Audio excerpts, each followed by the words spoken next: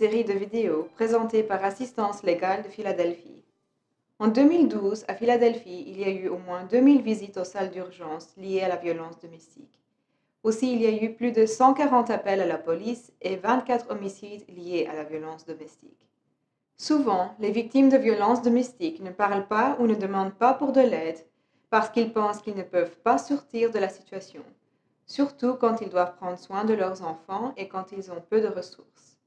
En particulier, ils peuvent avoir peur pour leur propre sécurité et la sécurité de leurs enfants, ou avoir peur que les enfants seront enlevés, ou qu'ils vont perdre le soutien financier et le logement. Afin d'aider à répondre à ces craintes, Pennsylvanie a permis aux gens d'obtenir une ordonnance de protection contre l'abus, ou autrement dit en anglais, un PFA. Dans un PFA, un juge peut mettre en place des conditions qui peuvent aider les gens à atteindre l'indépendance de leur agresseur. Tout d'abord, un PFA commande à votre agresseur de cesser de vous abuser. Si votre agresseur enfreint l'ordre, il peut être reconnu coupable d'outrage de l'ordre, ce qui signifie qu'il peut faire face à des sanctions pénales. Avoir un ordre de protection contre l'abus signifie que si vous appelez la police au sujet de quelque chose que l'autre personne a fait, la police aura plus de chances de prendre votre plainte au sérieux. Un PFA peut aussi vous protéger en ordonnant à l'agresseur de rendre toutes les armes qu'il possède à la police. Grâce à un PFA, un juge peut ordonner à votre agresseur de rester loin de vous et ne pas avoir de contact avec vous. Cela signifie qu'il ne peut pas s'approcher de vous ou communiquer avec vous, en personne ou par voie électronique ou par d'autres personnes. Il peut même être expulsé d'une maison que vous partagez. Si le PFA dit aucun contact, la personne peut faire face à des accusations s'il vous contacte, même s'il n'y a pas d'attaque physique ou de menace. Les juges de PFA peuvent aussi saisir des ordres de soutien financier de l'enfant, temporaires. Cela signifie que non seulement l'agresseur doit quitter, mais il devra vous verser une pension alimentaire de sorte que vous pouvez prendre soin de vos enfants. De même, les juges de PFA peuvent saisir des ordres de la garde des enfants temporaires.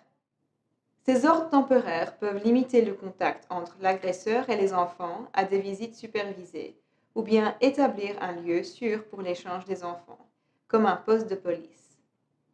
Une fois que vous décidez que vous avez besoin d'un ordre de protection, vous devrez remplir une pétition au tribunal de la famille décrivant l'incident de violence qui vous a incité à chercher un ordre, ainsi que tous les incidents abusifs du passé. Un juge attribuera une date d'audience dans les 10 jours et décidera si votre cas mérite un ordre temporaire en espérant l'audience. Il est de votre responsabilité de donner au défendeur une copie de l'avis de l'audience. Ceci est appelé servir le défendeur. Vous pouvez servir le défendeur vous-même ou tout autre adulte peut le faire aussi, y compris un agent de police. La personne qui donne les papiers à la partie défenderesse doit signer une déclaration sous serment, jurant qu'elle a complété le service. Le jour de l'audience, la chose la plus importante à faire, c'est de se présenter. Si vous ne vous présentez pas à votre audience, le juge rejette votre requête. Cela signifie que vous devrez recommencer le processus à zéro. Vous devez aller à l'audience même si vous avez été incapable de servir le défendeur. Le tribunal ne sera pas en mesure d'avoir l'audience, mais en général, le juge vous donnera une autre chance de servir les papiers. Surtout, si vous allez au tribunal pour l'audience, mais le défendeur ne comparaît pas, le tribunal peut vous donner un ordre final de toute façon. Le défendeur peut accepter d'avoir un ordre inscrit contre lui sans admettre qu'il a fait quelque chose de mal. Lors de l'audience, votre travail consiste à montrer au juge que vous qualifiez pour recevoir un ordre de protection. Pour décider cela, le juge examine d'abord votre relation avec l'accusé. Le défendeur doit être un parent ou un partenaire romantique. Ensuite, le juge examine le type d'abus que vous avez vécu.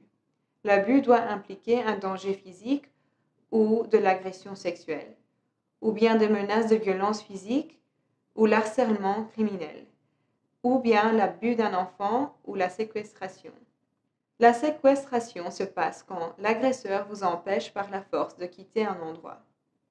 La violence psychologique par elle-même ne suffit pas à obtenir un ordre.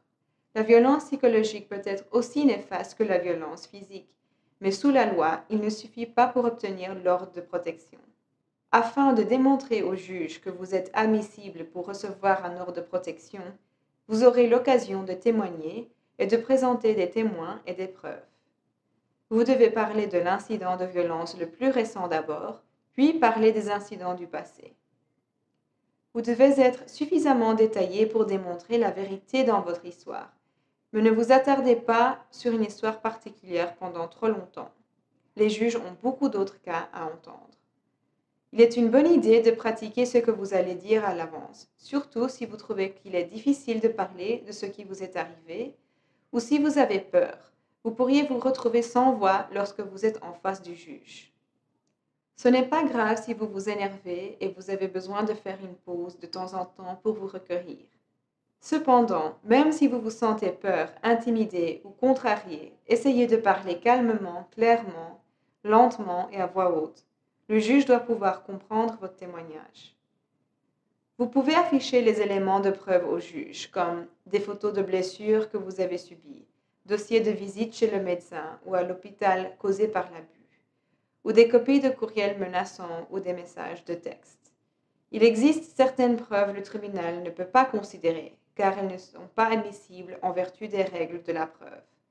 Cela ne signifie pas que votre témoignage n'est pas bon, ou que le tribunal pense que vous mentez. Le tribunal vous dira si vous avez apporté quelque chose avec vous qui ne peut pas être accepté. Si le tribunal fait cela, ne pas essayer de discuter avec le juge, il suffit de passer à autre chose. Cela ne signifie pas que le juge n'est pas de votre côté, il doit juste suivre les règles de la preuve. Si vous souhaitez présenter une photo, assurez-vous que la photo soit claire et que vous avez plusieurs copies, une pour vous, une pour montrer à l'accusé et l'autre pour donner au juge. Vous devez authentifier la photo en décrivant qui l'a prise et quand, ce qu'elle montre et s'il représente avec précision tout ce qui est présenté dans l'image. Si vous souhaitez apporter un texto, un email, un affichage de Twitter, une page de Facebook ou toute autre communication électronique ou preuve de médias sociaux, soyez prêt à l'authentifier. Vous aurez besoin de décrire qui a envoyé le message, comment vous savez que le message vient d'eux, quand vous avez reçu le message et si la copie que vous avez apportée avec vous représente fidèlement le contenu du message. Il est important pour vous de savoir que vous ne pouvez pas témoigner des faits que vous avez appris par quelqu'un d'autre. Cela s'appelle le oui-dire. La personne qui a témoigné les faits en question doit venir en personne au tribunal pour faire sa déposition. Afin de comparaître devant le tribunal, la personne doit être assignée. Autrement dit, cette personne doit recevoir un papier d'assignation. Pour un témoin amical qui veut venir au tribunal et vous aider, une citation à comparaître est leur ticket d'entrée. Pour un témoin hostile qui devra être appelé devant le tribunal, une assignation agit comme une ordonnance obligeant la personne à comparaître. Citations à comparaître sont disponibles à la cour et le personnel du tribunal peut vous expliquer comment les utiliser. La procédure pour obtenir un ordre de protection peut être très émotionnelle. Mais, même si elle peut sembler effrayante et compliquée, rappelez-vous que plus de 90% de pétitionnaires se présentent à la cour seuls, sans avocat, juste comme vous. Vous pouvez apprendre à agir en tant que votre propre avocat.